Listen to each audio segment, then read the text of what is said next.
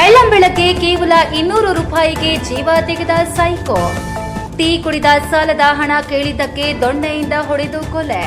ಹೆತ್ತ ತಾಯಿಗೆ ಈ ಮುನ್ರಾಜು ಚಾಕು ಹಾಕಿದನಂತೆ ಜಾಮೀನಿನ ಮೇಲೆ ಹೊರಬಂದಿದ್ದ ಮುನ್ರಾಜು ಕೊಲೆ ಮಾಡಿದ ಘಟನೆ ನಡೆದಿದೆ.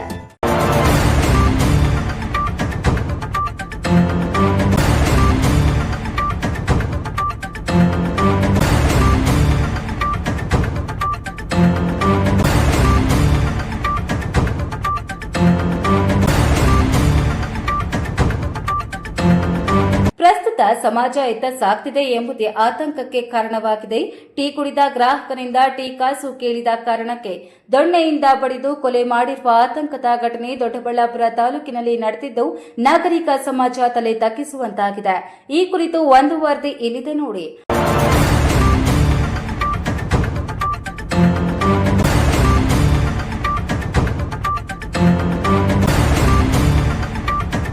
ಹೌದು, ಇದೊಂದು ಆಘಾತಕಾರಿ ವಿಚಾರವೇ ಸರಿ.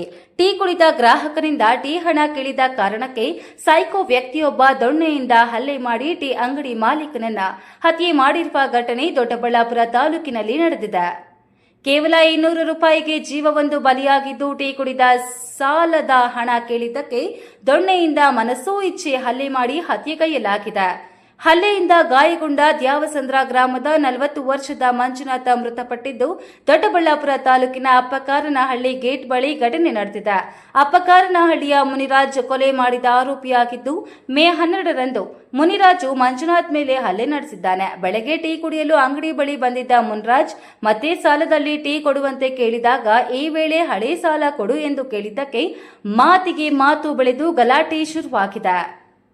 ಪಕ್ಕದಲ್ಲೇ ಇದ್ದ ನೀಲಗಿರಿ ದೊಣ್ಣೆಯಿಂದ ಮಂಜುನಾಥನ ತಲೆಗೆ ಮನಸೋ ಇಚ್ಛೆ ಹಲ್ಲೆ ಮಾಡಿದ ಮುನ್ರಾಜು ಸ್ಥಳದಿಂದ ಪರಾರಿಯಾಗಿದ್ದಾನೆ. ಗಾಯಗೊಂಡ ಮಂಜುನಾಥ್ನನ್ನ ಬೆಂಗಳೂರಿನ ಖಾಸಗಿ ಆಸ್ಪತ್ರೆಗೆ ಸೇರಿಸಿ ಚಿಕಿತ್ಸೆ ಕೊಡಿಸಿದ್ದು, ಚಿಕಿತ್ಸೆ ಫಲಕಾರಿಯಾಗದೆ ಮಂಜುನಾಥ್ ಆಸ್ಪತ್ರೆಯಲ್ಲಿ ಮೃತಪಟ್ಟಿದ್ದಾರೆ. ಈ ಹಿಂದೆ ಹೆತ್ತ ತಾಯಿಗೆ ಈ ಮುನ್ರಾಜು ಚಾಕು ಹಾಕಿದ್ದ ಎಂಬುದು ಇದೀಗ ತಿಳಿದು ಬಂದಿದೆ. ಆ ಪ್ರಕರಣದಲ್ಲಿ ಜಾಮೀನಿನ ಮೇಲೆ ಹೊರಬಂದಿದ್ದ ಮುನ್ರಾಜು ಇದೀಗ ಮಂಜುನಾಥನ ಕೊಲೆ ಮಾಡಿರುವುದಾಗಿ ಪೊಲೀಸರು ತಿಳಿಸಿದ್ದಾರೆ. ಘಟನೆ ಕುರಿತು ದೊಡ್ಡಬೆಳವಂಗಲ ಪೊಲೀಸ್ ಠಾಣೆಯಲ್ಲಿ ದೂರು ದಾಖಲಾಗಿದ್ದು, ಕೊಲೆ ಮಾಡಿದ ಆರೋಪಿಯನ್ನ ವಶಕ್ಕೆ ಪಡೆದು ಪೊಲೀಸರು ವಿಚಾರಣೆ ಮುಂದುವರೆಸಿದ್ದಾರೆ. ಈಗ ಏನಂದ್ರೆ ಅಲ್ಲಿ ಟೀ ಕುಡಿದು 200 ರೂಪಾಯಿ ಸಾಲ ಆಗಿತ್ತಂತೆ. ಟೀ ಕುಡಿಯೋಕೆ ಸಿಗರೇಟ್ ಸೇದೋಕೆ ಬಂದವ್ರೆ. ತಿರ್ಗಾ ಅದೇನು ಅಂತ ಗೊತ್ತಿಲ್ಲ. 200 ರೂಪಾಯಿ ಕೇಳಿದಕ್ಕೆ ಇವಾಗಳ್ದು ಬ್ಯಾಲೆನ್ಸ್ ಕೊಟ್ಬಿಟ್ಟು ಇವಾಗ ಮುಂದಕ್ಕೆ ತಗೊಳಪ್ಪ ಅಂತ ಹೇಳಿದ್ದಾರೆ.